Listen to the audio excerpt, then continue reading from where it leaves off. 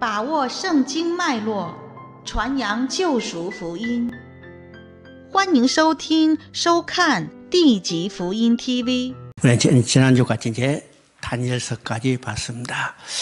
소위 말해 이제 17권의 선지서, 대선지서라 하는 부분은 이제 지난주까지 봤죠. 오늘부터 이제 호세아서부터 쭉 이제 소선지서 12권을 다 보고, 그 다음에, 복음서를 보겠습니다. 자, 오늘 이제 호세아서부터를 봅니다. 호세아서. 그러면 이제 우리가 선지서를 기록한 목적, 주제가 네 가지라고 그랬습니다. 첫째는 죄를 책망하고, 두 번째는 회개를 촉구하고, 세 번째는 심판을 경고하는 내용이에요. 많은 선지자를 보내서 죄를 책망하고 회개를 촉구하고 심판을 경고했지만은 그들은 돌아오지 않았어요. 결국 심판받고 말았죠. 만약 여기까지 선지서를 기록한 목적이라면 그것을 기록해서 후대에 전해지지 않았을 거예요. 전해줄 필요도 없을 거예요. 그런데 선지자들이 활동한 것을 기록해서 후대에 전해주고 있어요. 그러면 기록해서 왜 후대에 전해주고 있을까? 선지서의 가장 중요한 목적이 있다는 거예요. 그것은 그들이 죄를 저지르고 회개하고 돌아오지 않고 심판받아서 멸망하고 말았지만 하나님은 그들을 돌아오게 하시겠다는 거예요. 이게 회복의 약속이 있습니다. 회복의 약속. 그래서 선지서에서 가장 중요한 핵심은 돌아오게 하겠다. 회복의 약속이 있다는 사실을 우리가 깨달아야죠.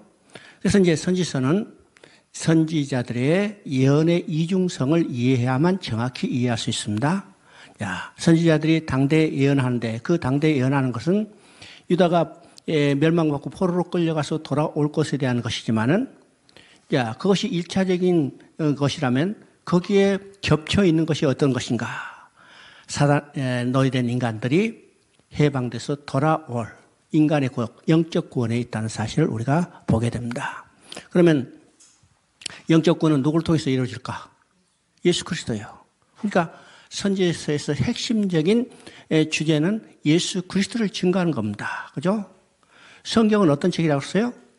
하나님을 떠난 인간을 예수 그리스도를 통해서 돌아오게 하는 하나님의 권위이기 때문에 선지서의 핵심적인 것도 예수 그리스도를 증거하고 있다는 사실을 우리가 알아야 합니다. 그래서 지금까지 이제 소선지자, 대선지자 5권도 예수 그리스도를 증거하는 것이죠. 그런 이제 오늘 호세아서부터 보는 이 소선지서도 그 핵심이 예수 그리스도를 증거하는 겁니다. 그러면 이제 우리가 선지자가 전부 16명이었는데 이 16명의 선지자가 활동한 시대를 세 시기로 구분했다고 했습니다. 첫째 시기는 여로보암 2세, 북이스라엘 여로보암 2세로부터 시작해서 남유다가 멸망할 때까지 시대. 이것을 시기적으로 보면 한 400년의 시간입니다. 이때 하나님은 선지자를 보내서 그들의 죄를 책망하고 회개를 촉구하고 심판을 경고하는 내용들을 주로 선포했어요. 그 다음에 에스겔과 다니엘 선지자가 있습니다. 에스겔과 다니엘은 포로로 끌려가서 포로 중에 부름받아서 활동한 선지자입니다. 지난번에 우리가 에스겔과 다니엘의 핵심적인 주제가 뭔지 우리는 봤죠? 하나님의 백성이 이방의 침공을 받고 포로로 끌려갔다. 누구의 이름이 모독받았어요? 하나님 자신의 이름이요. 하나님의 영광이 훼손됐어요. 그러면 성경은 어떤 책인가? 아담으로 말미암아 모독받은 하나님의 이름과 하나님의 영광을 회복시키는 일이요. 그죠? 이게 하나님 마음이요. 그러면 자기 백성으로 인해서 모독받은 하나님의 이름과 영광을 회복하는 것이 바로 에스겔과 다니엘서에서 핵심적인 주제죠. 예. 그리고 이제 세 번째 시기는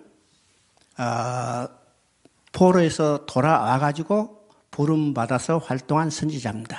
이 선지자는 세 사람이 있어요. 학개와 스가랴와 말라기입니다. 그러니까 우리가 선지서를 볼 때 이 세 시대에 활동한 선지자, 그 활동의 시대를 우리가 배경을 알아야 선지서를 정확히 이해할 수 있습니다. 그러면 이제 11명의 선지자는 여로보암 2세로부터 남유다가 멸망할 때까지 시대인데, 그러면 문서 선지자 중에서 제일 먼저 활동한 선지자가 누굴까? 예, 일반적으로 호세아와 아모스 선지자라고 그래요. 물론 이제 요나도 비슷한 시대지만은 호세아 아모스 선지자. 그러면 호세아 아모스 요나 이 시대는 어느 시대일까? 바로 북이스라엘의 여로밤 2세예요. 그때로부터 부름 받아가지고 그 이후에 40년, 50년 동안 활동한 선지자들이죠. 그러면 북이스라엘 여로밤 2세대가 어느 시대인가? 우리는 이 시대적 배경을 우리가 이해해야 합니다. 북이스라엘의 여로밤 2세는요, 북이스라엘 왕 중에서 가장 유능한 왕이었습니다. 정치적, 군사적으로. 또 국력을 가시해서 이 여로밤 2세가 정복했던 땅들은 바로 다윗 왕 때 누렸던 그 왕들과 영토하고 비슷할 정도로 확장했어요. 그런데 자, 그때 하나님은 유명한 선지자를 불러서 그들을 책망하고 경고하는 거죠. 왜일까? 여로보암에서는 이제 국력이 신장했어요. 그 배경이 아수르가 지금 이제 막 발흥했어요.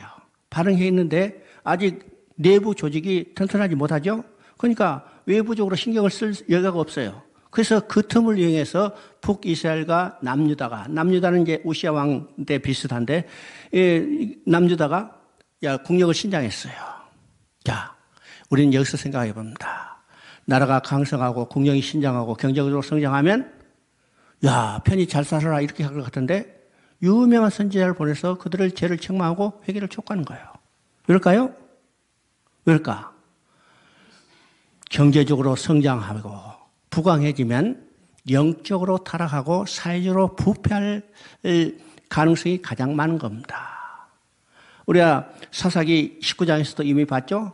사사기 19장에 레인이 첩을 얻었어요.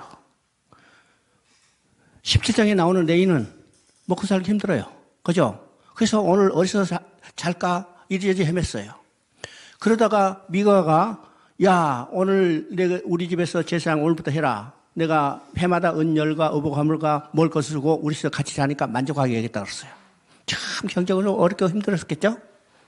그런데 19장에 나온 레이는 첩을 얻었어요. 언제 첩을 얻었어요? 언제 첩을 얻을 수 있어요? 먹고 살만하면 첩을 얻을 수 있어요. 그러니까 경제적으로 여유가 생긴다면 어떻게 해요? 영적으로 타락하는 거예요. 그러니까 하나님도 여로보암 이 시대에 그 시대에 가장 국력이 강성할 때 유명한 선지자 두 사람을 부른 거죠. 하나는 호세아요, 하나는 아모스예요. 그러면 한 사람만 보내도 될 것 같은데 왜 두 사람을 보냈을까? 호세아는요, 영적 타락, 종교적 타락, 정신적 타락에 대해서 주로 경고하는 겁니다. 반면에 아모스는 사회적 부패, 그죠? 반드시 사회적 부패가 따르기 때문에 지금 잘 사는 나라일수록 어떻게 해요? 사회적인 부패가 더 만연해요. 만연하죠? 그렇기 때문에 이 아모스 선지자는 사회적 부패에 대해서 경고하는 겁니다. 그러니까 두 사람이 비슷한 시대에 부름을 받았지만은 활동하는 방향이 다르다는 것이에요. 다른 거죠. 그럼 호세아 선지자는 이 영적인 타락, 그죠? 정신적인 타락에 대해서 경고하는데 하나님과 인간의 관계를 남편과 아내의 관계로 이야기합니다. 그죠? 성경은 하나님과 인간의 관계를 세 가지 관계로 이야기한다. 그죠? 첫째는 왕과 백성의 관계, 두 번째는 남편과 아내의 관계, 세 번째는 아버지와 아들의 관계예요. 여러분 이제 성경을 읽을 때 하나님과 인간의 관계 이 세 가지 관계라는 사실을 여러분이 알아야 합니다. 창세기부터 계시록까지 계속해서 이 세 가지 관계를 하나님과 인간의 관계에서 반복해서 이야기하죠. 그때 필요에 따라서 이 관계를 통해서 하나님과 인간의 관계가 어떤 관계인가를 이야기를 합니다. 자, 왕과 백성의 관계는 어떤 관계였어요? 하나님이 왕이시고 우리가 백성이 돼서 하나님의 명령에 순종하며 사는 거예요. 하나님의 통치를 받으며 사는 거예요. 이 관계죠? 그러면 우리가 하나님의 명령에 순종하며 하나님의 통치를 받는 반면에 하나님은 우리의 모든 것에서 다 책임져야 해요. 우리의 생명에 대해서도 책임져야죠. 우리 여기 필요한 자원에 대해서도 책임져야죠. 먹을 것, 입을 것 다 공급해줘야 해요. 여러분 누가 더 무슨 책임을 가지고 있어요? 우리는 하나님의 말씀만 순종하면 되지만은 우리가 하나님의 말씀에 순종하는 반면 하나님은 모든 것을 다 책임져야 해요. 이게 하나님이 더 여기 엄중한 책임을 더 가지고 있는 거죠. 이게 왕과 백성의 관계입니다. 두 번째는 남편과 아내의 관계예요. 이 남편과 아내의 관계는 사랑의 관계고 함께 사는 관계예요. 자, 세 번째는 아버지와 아들 관계. 이건 혈통적으로 생각하면요, 끊을 수 없어요. 여러분요, 국적은 바꿀 수 있지만은 아버지와 아들의 혈통적 관계는 절대 끊을 수 없죠. 뿐만 아니라 이건 순종의 관계입니다. 그러니까 성경은 이 세 가지 관계를 통해서 하나님과 인간의 관계를 이야기하고 있다는 겁니다. 그죠? 그래서 호세아서는 전편이 하나님과 인간의 관계를 남편과 아내의 관계로 이야기를 하고 있습니다. 자, 호세아서 1장 2절을 한번 읽어봅니다. 호세아서 1장 2절, 여호와께서 호세아에게 이르시되 너는 가서 음란한 아내를 맞이하여 음란한 자식을 낳으라. 이 나라가 여호와를 떠나 크게 음란함이라. 하나님이 호세아 선지자를 불러서 지금 첫 번째 명령이요. 너는 가서 음란한 아내를 맞이하여 음란한 자식을 낳아라. 자, 선지자로 불러서 하나님의 첫 번째 명령이 뭐라고 써요? 음란한 아내를 맞이하여 음란한 자식을 낳아라 하니까 호세아가 그냥 정신이 뺑 도는 거예요. 야, 하나님이 무슨 말씀하시는가? 그렇죠? 왜일까요? 선지자는 정결한 처녀하고 결혼해야 하는데 하나님이 선지자를 부르셔서 지금 말씀이 음란한 여자하고 결혼해서 음란한 자식을 낳으라는 거예요. 자, 호세아가 이 시험 무슨 말인지 모르고 멍하고 있으니까 하나님이 뭐라고 말했어요? 이 관계가 어떤 관계예요? 호세아와 고멜의 관계가 곧 하나님과 이스라엘의 관계라는 사실을 보여준다는 거예요. 맞아요? 이스라엘이 어떤 관계였어요? 하나님을 떠나서 하나님은 남편을 버리고 음란한 우상을 따라간 거예요. 성경에서 우상은 음행이라고 그러죠. 우상을 섬기는 것을 바로 음란한 하나님의 남편을 버리고 음란한 여자를 정부를 따라간 것과 마찬가지라는 겁니다. 마찬가지요. 그래서 이제 호사 1장 2장을 보면요, 소망과 절망이 교차하고 있는 것을 보게 됩니다. 자, 음란한 여자가 결혼해서 음란한 자식을 낳아라. 이건 절망이죠. 절망입니다. 그래서 이제 호세아서 1장 1절 2절 보면 1장과 2장을 보면 이 절망과 소망이 교체해요. 자, 1장 4절을 보면 호세아가 고멜과 결혼했어요. 고멜과 이제 호세아가 결혼해서 자식을 낳는데 아니 아버지가 누군지도 몰라. 왜요? 많은 남자와 관계하고 그다음에 드디어 이제 고멜과 여기 호세아가 결혼했기 때문에 그 낳은 자식이 아버지가 누군지도 모르는데 이제 그 자식을 낳았어요. 그 자식을 낳을 때 하나님이 뭐라고 말씀하셨습니까? 1장 4절을 보면 내가 이스라엘을 피할 것이다. 이스라엘을 피할 것이다. 이건 절망이죠? 피하는 거야. 그런데 하나님은 절망으로 끝내지 아니하시고 자, 1장 11절에 보면 이스라엘의 날이 클 것이다. 소망으로 바꿔주시죠? 바꿔주십니다. 그 다음에 이제 고멜이 또 자식을 낳았어요. 이제는 딸을 낳았죠? 그 딸은 이름을 하나님이 뭐라고 말씀하십니까? 루아마를 하라 했어요. 루아마는 궁유를 베푼다는 말인데 이제 부정사 로가 붙어서 궁유를 베풀지 않겠다는 겁니다. 하나님이 궁유를 베푸는 것이 하나님의 가장 큰 사랑입니다. 그죠? 사랑이란 말, 인자란 말, 궁유란 말은 결국 한 의미예요. 하나님이 궁유를 베풀지 않겠다. 우리를 구원해 주신 것도 하나님이 우리를 궁유히 여기시기 때문에 우리를 구원해 주신 겁니다. 그러면 궁유를 베풀지 않겠다는 것은 이 절망이죠. 절망입니다. 그런데 하나님은 절망으로 끝내지 아니하시고 2장 1절을 보면 로자를 빼고 루아마라고 알아냈어요. 궁유를 베푸시겠다는 거죠. 자, 1장 9절을 보니까 또 절망이 나와요. 이제 아들을 낳았죠. 이 아들의 이름을 로암미라 하라. 암미는요, 내 백성이란 말인데 그의 부정사 로가 붙었기 때문에 내 백성이 아니라 그랬어요. 자, 내가 이제 할빈에 한 9년 동안 살았어요. 우리 할빈에서 이제 신학교를 할 때 그 신학교 이름을 암미 신학교라고 그랬어요. 암미 신학교. 그래서 이제 암미 신학교에다가 이제 교재에다가 이제 암미자를 이제 붙여놓으니까 학생들이 물어요. 암미가 무슨 의미입니까? 이제 그 신학교를 할 때 다른 이제 먼저 온 선배들이 여러 이제 신학교 이름을 붙이죠. 베드로 신학교, 안디옥 신학교, 스테반 신학교, 에스라 신학교, 이제 좋은 이름 다 붙였어요. 난 그 이름 붙일 수가 없잖아요. 그래서 어떤 이름 붙일까 하다가 호세아서의 암미, 내 백성, 그래서 신학기를 붙였어요. 그러니까 계속해서 물어보는 겁니다. 그래서 내가 대답 안 하고 호세아서 한번 읽어보고 나중에 다시 와. 그랬더니 읽어보고 와서는 이제 질문 안 한 거예요. 내 백성이에요. 그렇죠? 이름 괜찮죠? 내 백성. 내 백성이 아니라는 것을 로자를 빼보고 내 백성이라. 이게 소망이죠. 소망이죠. 자, 2장 2절을 보면요. 그는 내 아내가 아니고 나는 그의 남편이 아니라. 하나님과 백성의 관계는 남편과 아내의 관계인데 그는 내 아내고 나는 그는 남편이 아니라. 이건 절망이죠. 절망인데 하나님은 이 절망으로 끝내지 않으시고 소망을 주는 겁니다. 2장 19절을 보면 그 소망이 나오죠. 내가 내게 장가들어 영원히 살되. 여러분 2장 19절부터 20절 이 두 절을 읽으면요. 그 장가든다는 말이 세 번 반복돼요. 잘못돼요? 이게 절망에서 소망으로 바꿔주는 겁니다. 또 3장 4절을 보면 또다시 많은 날 동안 왕도 없고 지도자도 없고 제사도 없고.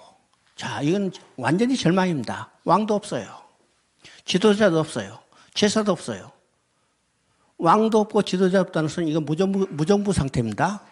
여러분요, 지금 독재자가 있고 악한 군주가 있더라도 나라가 있기 때문에 우리가 어느 정도 보호를 받고 살아요. 최소한도.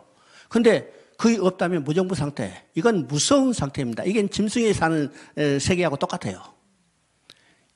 왕도 없고 지도자 없고. 무서운 절망이죠. 또 제사도 없다고 했어요. 제사는 하나님께 나갈 길인데 그 길이 없어져 버렸어요. 이거는 무서운 절망이죠. 그런데 절망으로 끝내지 않고 3장 5절에 가면 다윗이 왕이 되리라. 너희 목자가 되리라고 소망을 주고 있습니다. 그래서 이제 호세아에서는 절망과 소망이 겹쳐요. 백성의 행위로 봐서는 절망이에요. 그러나 하나님은 그들에게 소망을 주고 있는 것이 호세아에서의 아주 핵심적인 내용이죠. 호세아서 2장 19절 20절 한번 읽어봅니다. 아까 했는데 호세아서 19장 20절 호세아 2장 19절부터 20절 내가 내게 장가들어 영원히 살되 공의와 정의와 은총과 공의를 여김으로 내게 장가들며 진실함으로 내게 장가들리니 내가 여호와를 알리라. 자, 우리가 2장 2절에 너는 내 아내가 아니고 너는 남편이 아니라 이 절망했어요. 그런데 하나님은 절망으로 끝내지 아니고 소망을 준다고 그랬죠. 그래서 지금 여기서 내게 장가들어 영원히 살되 여기서 장가들은 남편과 아내로 다시 회복되는 것뿐만 아니라 또 중요한 것이죠. 영원히 살되 영원히 사는 겁니다. 영원히 사는 것이 어디서 살까? 바로 천국에서 하나님이 남편이고 우리가 아내가 돼서 영원히 사는 것이 이게 소망이죠. 소망이에요. 그러면 음부를 따라간 이 창기가 된 이 고매를 어떻게 해서 장가들게 하실까? 그죠? 어떻게 해서 장가들까? 이것이 3장 1절 2절에 나옵니다. 여러분 3장 1절 2절입니다. 여호와께서 내게 이르시되 이스라엘 자손이 다른 신을 섬기고 건포도 떡을 즐길지라도 여호와가 그들을 사랑하나니 너는 또 가서 타인에게 사랑을 받은 음녀가 된 그 여자를 사랑하라 하시기로 내가 은 15개와 보리 한 호멜 반으로 나를 위하여 그들을 사고. 지금 이제 고멜과 고멜과 호세아와 고멜을 비유를 통해서 하나님과 이스라엘의 관계를 이야기하죠. 관계로요. 지금 이제 고멜이 호세아와 결혼했어요. 자식을 낳았으면 이제는 이 한 남편만 섬기면 살면 얼마나 좋겠어요? 근데 이 남자 저 남자 또 주사다니다가 결국은 뭐로 전락되냐면 음녀 창기로 됐어요. 여기 창기입니다. 그죠? 이게 우리가 말하면 쉽게 얘기하면 창녀들이에요. 몸 파는 여자. 이게 됐어요. 여러분, 왜 지금 음녀 창기라고 이야기할까요? 창기. 여러분, 이제 우리가 뭐 쉬운 이야기지만은 지금 몸 파는 여자들은요, 아무리 자기 몸을 팔아서 돈을 벌어도 그 세계에서 벗어날 수 없어요. 뒤에 누가 있어요? 무서운 조직, 포즈라는 조직이 있어가지고 몸을 팔면 팔수록, 돈을 벌면 벌수록 오히려 빚을 갚아지는 게 아니라 빚이 늘어나는 구조로 돼 있어요. 그래서 열심히 일해서 몸 팔아서 돈 벌지만은 헤어나지 못하죠. 돈을 갚아야만 헤어날 수 있는데 자기 스스로 나올 수 없는 것이요. 이 상태가 창기의 상태입니다. 누가? 고멜이. 누가? 이스라엘이요. 이스라엘이요? 누가? 오늘 우리들이요. 우리들. 이런 상태를 하나님이 뭐라 했어요? 내가 사랑하니까 싸우라. 싸웠어요. 누가 사랑해요? 이 창기가 된 고멜을 하나님이 사랑하시고 그래서 싸우라고 그런 겁니다. 근데 그 싸우는 값이 어떤 것이요? 보니까 은 15개와 보리 한 호멜 반으로 나를 위하여 그를 사고 누구를 위해서? 하나님을 사는 거예요. 그러면 은 15개와 보리 한 호멜 반이라는 이 값어치는 학자들이 이제 연구를 해보니까 이것은 예수님 시대의 은 30이라는 거예요. 그러니까 예수님이 팔렸던 값이 은 30, 이것이 은 15가 한 보리 한 호멜 반이 가르죠. 그러면 무엇을 주고 샀어요? 예수님의 피값을 주고 우리를 사서 하나님의 아내로 만들어 주신 겁니다. 이제 4장 6절 한번 읽어봅니다. 4장 6절. 내 백성이 지식이 없으므로 망하는도다. 내가 자식을 버렸으므로 나도 너를 버려 내 제사장이 되지 못하게 할 것이요. 내가 내 하나님의 율법을 잊었으니 나도 내 자녀들을 잊어버리라. 여기서 내 백성이 지식이 없으므로 망하였다고 그랬죠. 그래서 이제 그 앞에 4장 1절을 보면 이 땅에는 진실도 없고 인애도 없고 하나님을 아는 지식도 없다고 그랬어요. 그래서 이제 4장 6절은 내 백성이 지식이 없으므로 망하였도다. 그러면 지식이 없어서 망하였다는 말은 어떤 의미일까? 성경에서 말하는 지식은요, 정보적 지식이 아닙니다. 정보적 지식. 이 정보적 지식은 우리도 이제 얼마든지 지금 우리가 정보적 지식을 얻기 위해서 노력하죠? 지금 여러분도 여기 성경을 배우는 것은 성경에 관한 정보적 지식을 배우기 위해서 왔어요. 그렇죠? 근데 우리는 그 정보적 지식 너머에 있는 하나님의 마음을 제대로 알아야 해요. 그러면 여기서 지식이 없어서 망한다는 이 지식은 어떤 거니까?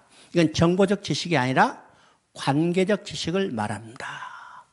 우리 이제 정보적 지식은 얼마든지 알 수 있어요. 나도 이제 문재인 대통령이 잘 알죠? 몇 살인지 알고, 무슨 일을 해야 되는지 알고, 부인이 누군지 알고, 이게 신체의 모습이 무엇인지 알아요. 그러나 내가 문재인 정확히 알아요? 모르잖아요. 몰라. 피상적인 것밖에 알지 못합니다. 이것이 우리가 정보적 지식이라고 그래요. 정보적 지식. 그런데 성경은 이 정보적 지식을 말하는 게 아니라 관계적 지식을 말합니다. 그러면 관계적 지식은 어떤 것일까? 부부 관계에 살면서 아는 지식이요. 여러분 이제 결혼하기 전에 연애를 하죠. 그죠? 그럼 남녀가 만나서 참 죽고 못 살도록 좋아하지만은 얼마나 알아요? 얼마나 알아? 잘 몰라요. 잘 아는 것 같지만은 잘 몰라요. 언제 알 수 있을까? 결혼해서 살아봐야 알죠? 결혼해서 살아도 알 못해. 언제 알 수 있어요? 자식 낳아야 길러봐야 알아. 그래야 자식 낳고 싸워봐야 알죠? 그죠? 그것도 잘 몰라. 얼마를 살아봐야 해요? 50년 살아봐야 알아. 그죠? 그러니까 50년 살아보고 못 살겠다 해가지고 일어나는 사람들 많잖아요. 50년 살아도 제대로 모르는 거예요.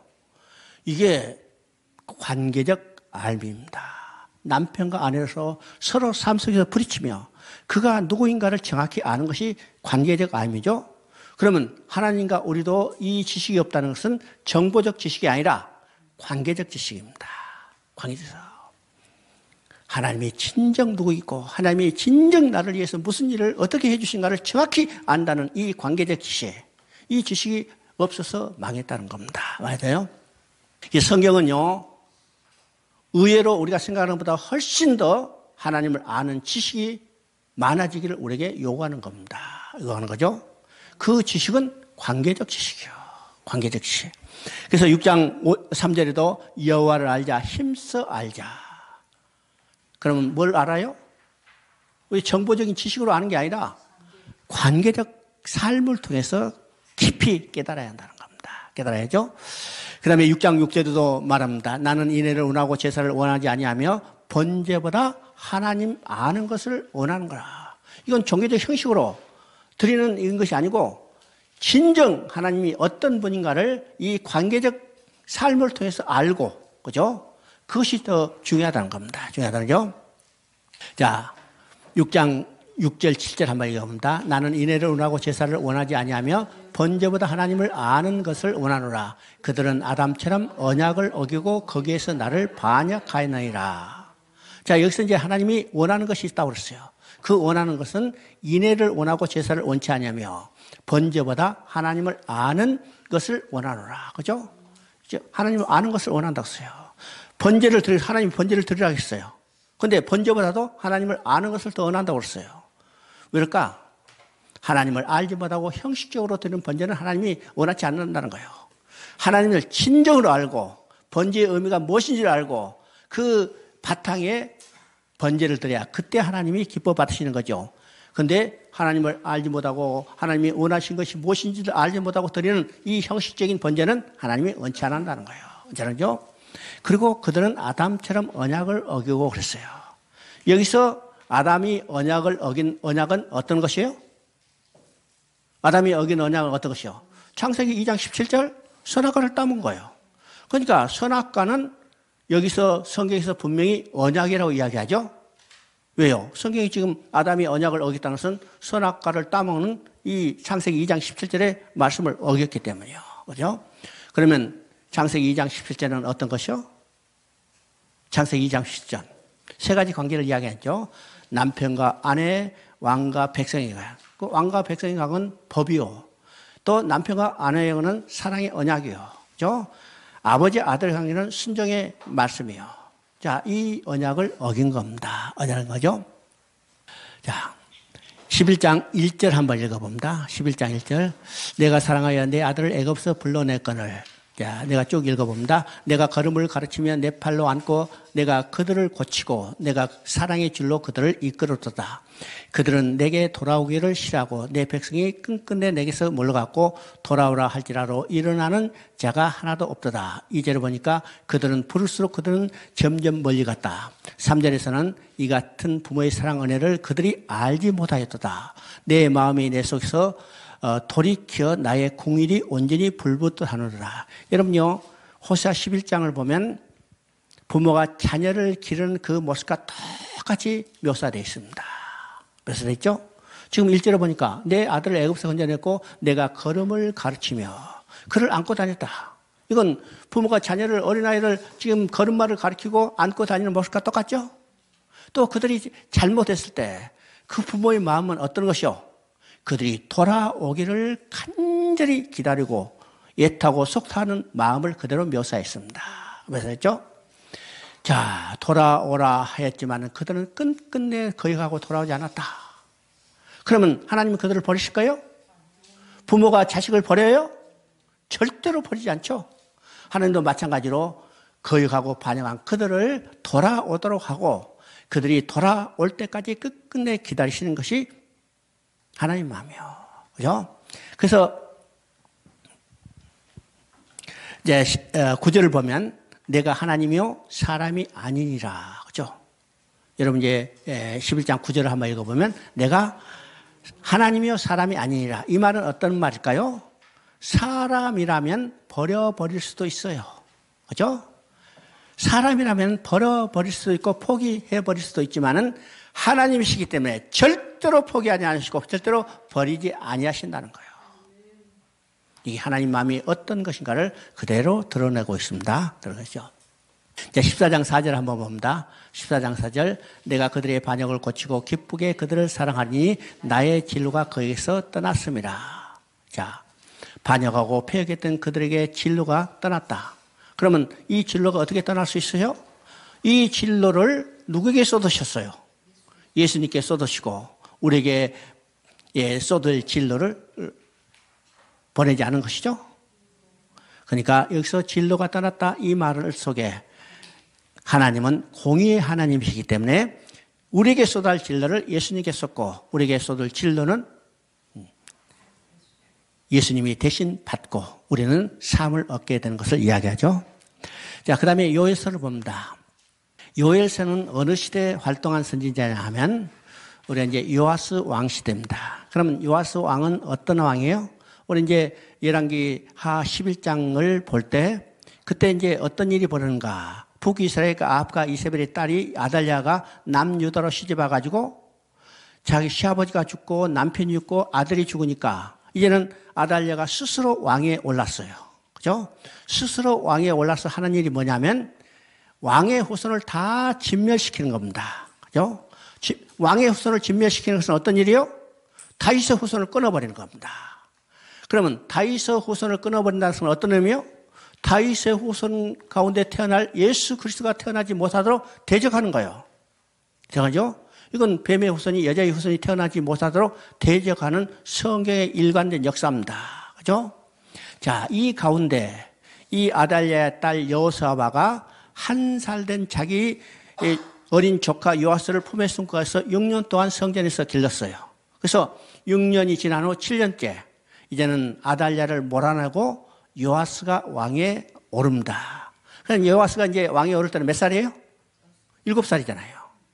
어린 나이이기 때문에 제사장이 조언을 받아서 하나님의 뜻대로 다스려요. 근데 여호야다 대제사장이 죽자 이제는 요아스가 타락하게 되는 겁니다.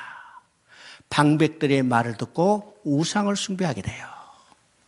또 신하들의 말을 듣지 않고 전쟁에 나갔다가 패전하고 돌아와요. 자, 요아스는 성전에서 6년 동안 길러서 왕위에 올랐다면 그는 누가 뭐라 해도 하나님만 섬길 것 같은데 그도 결국은 하나님을 배반하고 우상을 숭배하게 되는 거죠. 그때 어떤 일이 벌어졌는가? 이들을 징계하기 위해서 메뚜기장, 황충의 재앙이 일어났습니다. 그래서 이 황충의 재앙을 통해서 이스라엘에게 무섭고 큰 날이 임할 것을 경고하는 겁니다. 이것이 이제 요엘서의 핵심이에요. 근데 요엘서는요, 무섭고 큰 날만 임한 게 아니라 소망을 주고 있다는 거죠. 그래서 요엘서는 아주 중요한 이 성경의 계시를 우리에게 주고 있는 것을 우리가 보게 됩니다. 1장 15절 한번 읽어봅니다. 슬프다 그날이여 여호와의 날이 가까웠나니 곧 멸망같이 전능자로부터 이르리라. 자, 요엘서의 핵심적인 말은 여호와의 날이라고 써요. 그래서 이 여호와의 날이라는 말이 요엘서의 짧은 요엘서에서 5번 반복됩니다. 이런 찾아보면 1장 15절에 나오고 2장 1절, 2장 11절, 2장 31절, 3장 14절에 나옵니다. 그러면 여호와의 날, 이 날은요, 지금 요엘서에 3정적으로 의미하겠습니다. 3정적으로. 첫째는 지금 요아스 당시에 이스라엘에 임했던, 유다에 임했던 메뚜기 재앙이에요. 여러분, 메뚜기 장, 우리 성경에 메뚜기 장 여러 군데 나오죠? 메뚜기 장이 얼마나 무서운가. 지금 요엘서도 나오고, 아모스에도 나오고, 저 뒤에 가면 어디에 나와요? 어디에 나와요? 계시록에도 메뚜기 장이 있어요. 그러니까 이 메뚜기 장이 얼마나 무서운 재앙인가를 우리가 보게 되죠.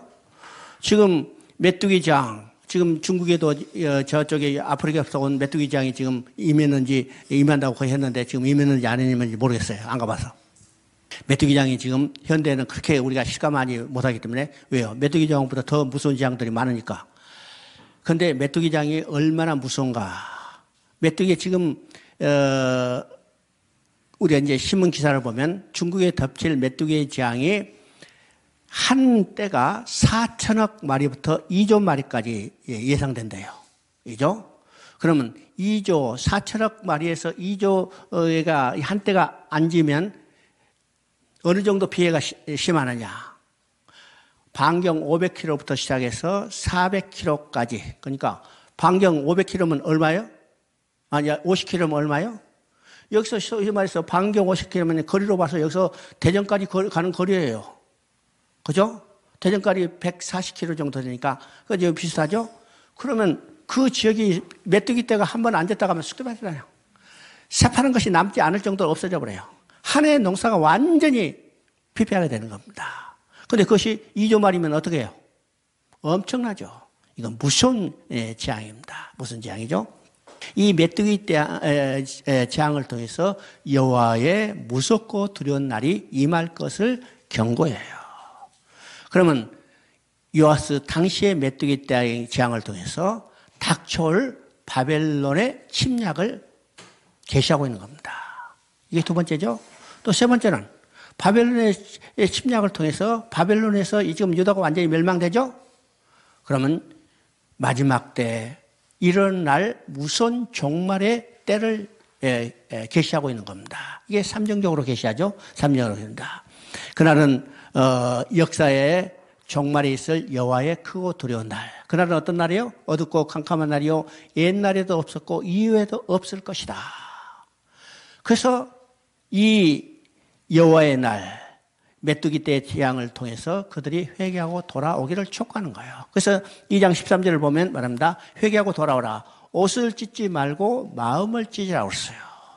자, 구약의 역사 보면 그들이 회개하고 돌아올 때 어떻게 했어요? 옷을 찢고 죄를 뿌리고 금식하며 회개하고 돌아온다고 그랬죠? 근데 그들이 하나님 보시기에는 다 어떤 것이요? 형식적인 거예요. 형식적인 거. 그래서 금식도 형식적인 거죠. 그래서 하나님 말씀하세요. 야, 형식적으로 옷 찢고 하지 말고 네 마음을 찢으라는 거예요. 이건 마음에 통하는 심령으로 회개하고 돌아오는 겁니다. 돌아오죠? 근데 선지서는 절망으로 끝내지 않죠? 선지서는 반드시 회복의 약속이 있다는 사실입니다. 그래서 여기에서도 회복의 약속이 있어요. 자, 우선 21절, 2장 21절 한번 읽어봅니다. 2장 21절 땅이여 두려워 말고 기뻐하며 즐거할지다. 여호와께서 큰 일을 행하셨습니다. 자, 여기서 여호와께서 큰 일을 행하셨다고 했어요. 그러면 성경에서 여호와께서 행하신 큰 일이 어떤 것인가 우리 생각해 봅니다. 여러분 큰일 하면요, 우리가 일반적으로 생각할 때 하나님이 행하시는 기적과 이사 이렇게 하면 이게 큰일로 생각해요. 그죠? 여러분 하나님이 행하신 기적과 이사가 큰일이에요? 안진병이 일으켰다 큰일이에요? 무리로 걸어갔다 큰일이에요? 오병이의 기적을 베풀었다 큰일이에요? 죽은 나사로 살렸다 큰일이에요? 우리가 볼 때는 이것이 큰일로 생각하지만은 하나님에게는 이건 큰일이 아니요. 왜요? 하나님은 무에서 유를 창조하신 분이요. 그렇기 때문에 안진병이 일으킨 거 큰일이 아니잖아요. 그러면 하나님이 행하신, 성경에 말하는 하나님이 행하신 큰일은 어떤 것일까요? 하나님이 행하신 큰일은 죽은 여기 구원객을 이루시는 겁니다. 구원객을 이루시는 거예요. 이것이 얼마나 큰일일까? 창조 때는요, 무에서 유를 창조했지만 하나님이 구원객을 이루실 때는 독생자 사랑하는 예수 그리스도를 이 땅에 보내셔서 십자가에 죽게 하심으로 구원객을 이루셨어요. 이게 큰일이죠. 그래서 하나님이 행하신 큰일은 하나님의 구원계획입니다. 그러면 구원계획은 두 단계로 나타나요. 그럼 어떤 일일까요? 첫째, 메시아를 보내서 그가 십자가에 죽음이에요. 이것이 1단계죠? 그 다음에는 그것을 우리에게 성령이 증거해 줘요. 그래야 우리가 믿고 구원받게 되는 거죠. 그래서 여기서 큰 일은 두 가지입니다. 첫째는 메시아를 보내겠다는 것과 두 번째는 성령을 보내주시겠다는 겁니다. 그죠? 그래서 구약에는 두 가지를 보내겠다는 약속이 있다는 사실을 여러분이 기억해둬야 합니다. 그래서 이제 성령을 보내주시겠다고 약속하죠. 그래서 2장 28절에 보면 그 후에 내가 내 영을 만민에게 부어주리니 너희는 자녀들이 장래일을 말할 것이며 너희의 늙은 이들은 꿈을 꾸며 너희의 젊은이는 이상을 볼 것이요. 자, 성령을 보내주셨다고 했어요. 성령을 보내라. 구약시대 성령은요, 제한적으로 임했어요. 제한적인 사람에게 제한적인 시간에 임했지만은 지금 여기서 보여지는 성령은 어떻게 해요? 그 후에 내가 내 영을 만민에게 보여줬다고 했어요. 오늘 성령이 내게 임했기 때문에 나도 구원받게 되는 거죠. 만민에게 보여주는 겁니다. 이것은 마지막 때에 있을 성령을 보내줬다는 약속입니다. 그렇죠? 그래서 누구든지 여호와의 이름을 부르는 자는 구원을 얻으리라. 그러니까 여호와의 이름을 부르느냐 부르지 않느냐, 믿느냐 믿지 않느냐의 차별만 있을 뿐입니다. 그렇죠? 자, 3장 18절 한번 읽어봅니다. 3장 18절 그날의 산들이 단 포도주를 떨어뜨릴 것이며 작은 산들이 젖을 흘릴 것이며 유다 모든 시내가 물을 흘릴 것이며 여호와의 성전에서 샘이 흘러나와서 씻은 골짜기에 나리라. 자, 이제 3장을 보면 이제 결론적으로 1절부터 16절까지는 심판에 대한 경고예요. 그러면 선지서는 이제 두 부분으로 나눌 수 있다고 하죠. 죄를 책망하고 회개를 취하고 심판을 대한 경고. 이건 이제 전반부에 대한 이야기 드리고 후반부는 회복의 약속이에요. 그래서 이제 3장도 이 두 부분으로 나눌 수 있었는데 1절부터 16절까지는 심판에 대한 경고라면 반대로 17절부터는 회복에 대한 약속이죠. 그래서 18절에 결정적인 회복의 약속이 나오죠. 그게 뭐라고 써요? 여호와의 성전에서 샘이 흘러나와서. 그러면 여호와의 성전에서 샘이 흘러나온 것은 언제 완성될 것을 이야기해요? 언제? 계시록 22장에서 어린 양의 보좌로부터 물이 흘러나왔어. 그죠?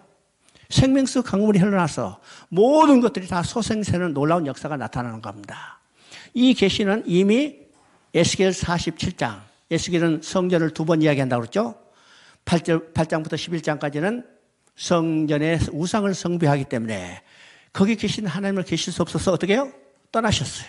그래서 성전이 해파되고 성전을 중심으로 살았던 유다는 멸망할 수밖에 없는 것이 앞부분이죠. 그러면 그걸로 끝난 게 아니라 하나님은 회복을 약속하기 때문에 40장부터는 회복된 성전에 대한 이야기예요. 그래서 성전이 다 완성이 된 후에 에스겔 47장은 어떻게 했어요? 성전 문지방으로부터 물이 흘러나왔어. 에스겔서는 성전 문지방이라고 이야기했죠. 근데 계시록은 어린 양의 보좌. 왜일까요? 왜일까? 구약 시대는 가시적인 눈에 보이는 성전을 이야기하는데 신약 시대는 성전이 눈에 보여요? 보이지 않아요? 안 보이잖아요. 안 보여. 그러면 성전이 있어요? 없어요? 성전은 눈에 보이지 않지만 성전은 어린 양의 성전입니다. 그래서 계시록에서는 어린 양의 보좌로부터 성전이 나오는데 이건 에스겔서로 이야기하면 성전 문지방으로부터 물이 흘러나오는 거예요. 그래서 만군이 회상하는 것을 우리가 보게 됩니다. 보게 되죠. 그래서 여호와의 날은 구원과 멸망의 양면이 있다는 사실을 우리가 보게 됩니다. 보이죠? 그 다음에 이제 아모스서를 봅니다. 아모스는 이제 호세아서하고 동시대라고 그랬죠. 동시대. 근데 호세아서는 영적인 종교적인 타락에 대해서 책망을 했다면 아모스는 사회적인 부패상이에요. 그렇죠? 자, 여로보암 이 시대는 어느 시대라고 했죠? 이제 북이스라엘 가운데 가장 정치적으로, 경제적으로 흥황한 시대예요. 그죠? 그래서 물질적인 풍요로 말미암아 그들이 오히려 어떻게 해요? 사회적인 부패가 만연해진 겁니다. 사체 하늘이 아주 팽배해지고 자기 만족에 빠져있는 시대가 바로 여로보암 2세였죠. 그래서 이제 이때는 어느 시대가 어떤 사회상이 반복됐겠어요? 사회적인 부패죠. 인권이 유린되고 권력자는 이 약자들을 탈취하고, 그죠? 부자는 가난한 자를 착취하고, 이 사회적인 부패가 만연한 시대가 바로 이 아모스 시대, 또 경제적으로 가장 부강한 시대, 이 시대에 지금 하나님은 아모스를 보내서 그 사회적인 부패를 책망하고 그들이 회개하고 돌아올 것을 촉구하는 겁니다. 촉구하죠. 아모스 시대가 어느 시대일까? 우리가 이제 이야기하면요, 여로보암 2세대라고 이제 이야기하지만 실제로 이 시대가 어느 시대냐? 오늘 이 시대예요. 오늘 이 시대. 지금 풍요로운 시대죠. 풍요로운 시대이기 때문에 어떻게 해요? 오늘 인권이 착취되고 여러 가지로 이제 사회적인 부조리가 이게 만연한 시대가 지금 이 시대라고 볼 수 있죠. 그래서 이 아모스 선지서를 통해서 지금 하나님께서 외치는 소리는 오늘 이 시대에 적합한 우리에게 주시는 말씀이라는 사실을 우리가 깨달을 수 있습니다. 깨달을 수 있죠. 이런 시기에 하나님은 드고아의 목동, 뽕나무 배양한 한 이름 없는 이 아모스를 불러서 그들을 소리치게 한 겁니다. 왜 그럴까요? 왜 그럴까? 이 사회적으로 높은 자리, 권세 있는 자리, 부자로 지도층에 있는 사람들에게 소리치기 위해서는 비싼 사람 가서 말 안 들어요. 그 사람들은 자기 이해 타산을 계산하기 때문에 그 사람이 좋아하는 대로 말만 하죠. 그런데 아무 권세도 없고 백도 없고 돈도 없는 사람은 그냥 외치는 겁니다. 그죠? 손해볼 거 없으니까 외치는 거예요. 하나님은 그때 이름 없는 아모스를 불러서 바로 사회 지도층을 향해서 외치고 있다는 사실입니다. 자, 1장 2절 한번 봅니다. 1장 2절 한번 읽어보세요. 자, 거기에 보면 시온에서 부르짖는다고 그랬죠? 그럼 이 부르짖는다는 것은 큰 소리로 외치는 정도가 아니라 사자가 으르렁거린 것 같은 외침이요. 그럼 보세요. 숲속에서 동물들이 편하게 있다가 사자가 우랑 하면 어떻게 해요? 놀래가지고 그냥 정신 번쩍 차리는 거예요. 그러니까 지금 아모스 선지자를 통해서 부르짖는 거예요. 사자가 부르짖는 것처럼 그 당시에 지도자들 향해서 부르짖는 겁니다. 정신 차려라. 정신 차려라. 이게 바로 부르짖음에서 아모스에서 이야기하죠. 자, 아모스는 이제 지도층들에게 이야기하는데 여러 가지 지도층들이 있습니다. 여기 보면 2장 6절에 보면 그 내용을 보면 불의한 재판가들이요. 또 2장 7절에 보면 부자요. 4장 1절에 보면 권세자요. 6장 1절에 보면 사치계급이요. 7장 10절을 보면 거짓 제사장입니다. 그러니까 이 내용을 보면요. 오늘 이 시대 똑같죠? 불의한 재판관. 오늘 어떤 말이 돌아요? 유전, 무죄, 무전, 유죄. 그렇죠? 이게 불의한 재판관입니다. 유전, 무죄, 무전, 유죄. 그죠? 불의한 재판관들. 오늘 재판 이루어진 거 보면 참, 야, 너무 시대가 똑같구나. 그죠? 그 다음에 부자들. 그죠? 부자들. 권세자들. 사치계급. 거짓세상. 거짓세상. 오늘 우리 목회자들도 해당되는 겁니다. 거짓세상. 목회자들뿐만 아니라 오늘 여러분은 다 이 땅에 하나님이 세우신 제사장들이요. 그죠? 그러면 아모스를 통해서 부르짖는 소리는 오늘 나에게 부르짖는 소리라는 사실을 우리가 깨달아야죠. 깨달아야 합니다. 7장 6절 한번 읽어봅니다. 7장 6절. 각 처소에서 양식이 떨어지게 하였으나 너희가 내게로 돌아오지 않았다. 자, 4장을 보면요. 돌아오라는 말이 5번 반복돼요. 그죠? 그러면 하나님께서 선지자를 통해서 가장 핵심적으로 이제 선포하는 것은 어떤 것이요?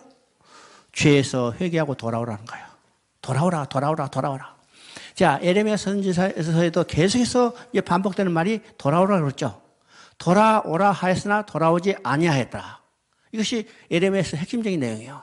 근데 아모스도 똑같죠? 돌아오라, 돌아오라, 돌아오라.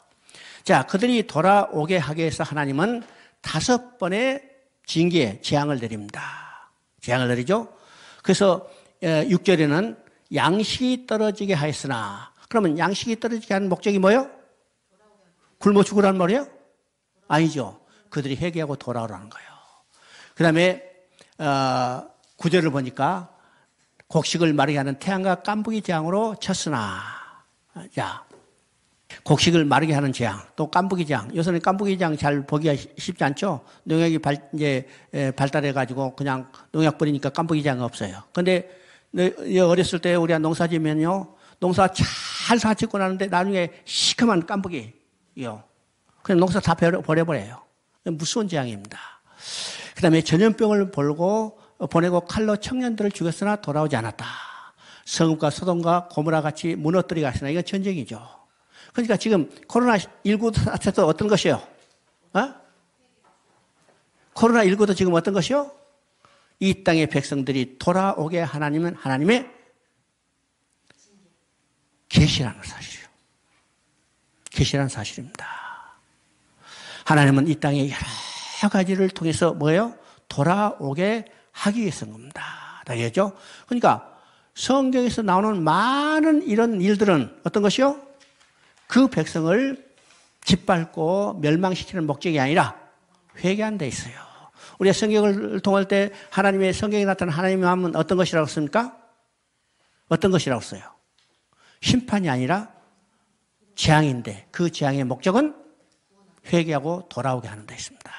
회개하고 돌아오죠? 우리가 계시록을 통해서 우리가 그걸 명확히 알 수 있어요. 그래서 여섯 인이 떨어지고 7째 인이 이제 나팔이 불려질 때 지금 재앙이 내리죠? 그래서 4번째 재앙까지 나오고 그 다음에 새 화를 이야기하는데 첫 번째 화는 어떤 것이요? 5번째 나팔이 불릴 때 황충의 재앙이요. 2번째 화는 6번째 나팔이 불릴 때 마병대의 재앙입니다. 여러분, 황충의 재앙을 내린 목적이 뭐고 마병대를 보낸 목적이 뭘까요? 회개하고 돌아오는 데 있어요. 그래서 9장에 두 번의 화를 내린 후에 거기에 아주 중요한 말이 있습니다. 9장 20절 21절에 그들이 회개하고 돌아오지 않았더라. 그래서요. 회개하고 돌아오지 않았더라. 그러면 이 두 번의 화를 내는 거, 황충의 재앙과 마병의 재앙의 목적은 뭘까요? 심판의 목적이 아니라 그들이 회개하고 돌아오게 하는데 목적이 있다는 겁니다. 오늘 코로나19가 지금 만연한 것도 목적이 뭐예요? 회개하고 돌아오게 하는 징계라는 사실입니다. 그런데 점점 더 악해지죠? 점점 더 악해집니다. 자, 이건 우리를 이제 알아야 할 중요한 사항입니다. 참 많은 재앙을 내리지만은 재앙으로는 회개하고 돌아오지 않아요. 그럼 뭘 통해서 회개하고 돌아오게 할까요? 복음을 전해줘야 합니다. 복음을 전해줘요. 그래서 오늘 여러분이 주신 사명이 뭘까요? 복음을 전할 사명이에요. 왜요? 복음을 전해야만 회개하고 돌아오고 그들이 하나님 앞에 돌아오게 하게 할 수 있기 때문에 복음을 전하는 거예요. 그래서 여러분 이게 한국뿐만 아니라 국내뿐만 아니라 여러 군데 가서 그 여러 간 환경에서 복음을 전하죠. 왜요? 목적이 하나님께 돌아오게 하겠습니다. 그렇죠?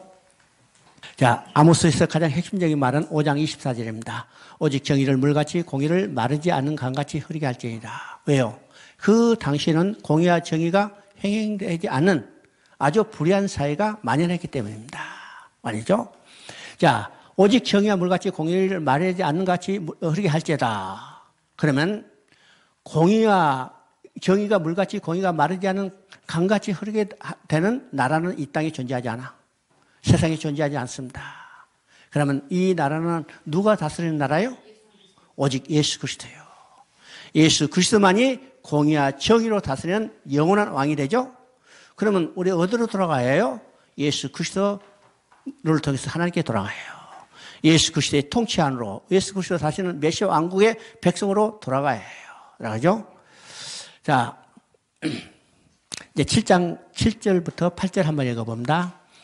다림줄을 가지고 쌓은 담 곁에 서서 주께서 손에 다림줄을 잡고 서셨더니 여호와께서 내게 이르시되 아모스야 내가 무엇을 보느냐 내가 대답하되 다림줄이니이다. 주께서 이르시되 내가 다림줄을 내 백성 이스라엘 가운데 베풀고 다시는 용서하지 아니하리라. 지금 이제 하나님께서 아모스에게 여러 가지 환상을 보여주죠. 그 환상은 이제 5개 환상을 보여주는데 우리의 첫 번째 환상은 어떤 것일까? 황충의 환상이에요. 그죠? 메뚜기 환상. 그러니까 요엘서를 통해서도 이제 메뚜기 환상은 아주 무서운 징계를 이야기하는 겁니다. 두 번째 환상은 불의 환상이에요. 이것은 멸망을 이야기합니다. 세 번째는 다림줄 환상. 지금 읽은 것이 다림줄 환상은 공의에 따라서 심판하는 것을 이야기합니다. 그런데 네 번째 환상은 여름 실과입니다. 여름 실과의 환상을 보여주는데 여름 실과의 환상은 어떤 것을 의미할까? 그죠? 여름 실과하면 지금은요 이제 농사 기술이 발달했기 때문에 사철에 과일이 뚜렷하지 않지만 옛날에는 정확히 뚜렷했죠. 여름에 나온 과일, 봄에 나온 과일, 이제 가을에 나온 과일 뚜렷했어요. 그러면 그때 여름에 나는 과일은 어떤 것이요? 수박, 참외 이런 것들이죠. 보기에는 풍성해요. 근데 이 여름에 나오는 과실은 저장성이 없어요. 3일만 지나면 팍 걸어가지고 뭐 먹죠? 뭐 먹어요. 이게 여름 과일의 특색입니다. 여름 과일이에요. 이것은 풍성함 속에서 영적 기가를 의미합니다. 영적 기가요. 그 다음에 5번째 성전의 파괴는 완전한 멸망을 의미합니다. 그러면 여기서 이제 세 번째 환상, 다림줄 환상은 하나님은 공의의 하나님인 것을 말씀해요. 그러면 하나님의 공의는 어떤 것이요? 죄를 반드시 벌하는 거예요. 그 벌은 누가 받았어요? 우리가 받을 벌을 예수님이 대신 받으시고 우리에게 쏟을 진로를 쏟으시고 우리를 의롭게 여겨주신 거죠. 의롭다. 바로 그리스도 십자가를 통해서 하나님은 공의를 이루시는 겁니다. 오늘요. 자, 9장 11절부터 15절까지 한번 읽어봅니다. 9장 11절 15절. 그날에 내가 다윗의 무너진 장막을 일으키고 그것들의 틈을 막으며 그 허물어진 것을 일으켜서 옛적과 같이 세우고. 그러면 이제 마지막으로 이제 아모스서를 통해서 회복을 약속하죠. 회복을 약속해요. 그 회복의 약속에 그날에 내가 다윗의 무너진 장막을 일으키고 그랬습니다. 그러면 이제 9장 11절부터 15절까지 회복을 약속하는데 이 회복은 5가지 회복에 대한 약속이에요. 그럼 첫 번째 약속은 뭘까? 지금 읽은 것처럼 다윗의 왕가를 세우고 무너진 장막을 세우겠다고 그랬죠. 두 번째는 이제 12절에 나옵니다. 만국을 기업으로 얻게 할 것이다. 기업을 회복시켜 주는 겁니다.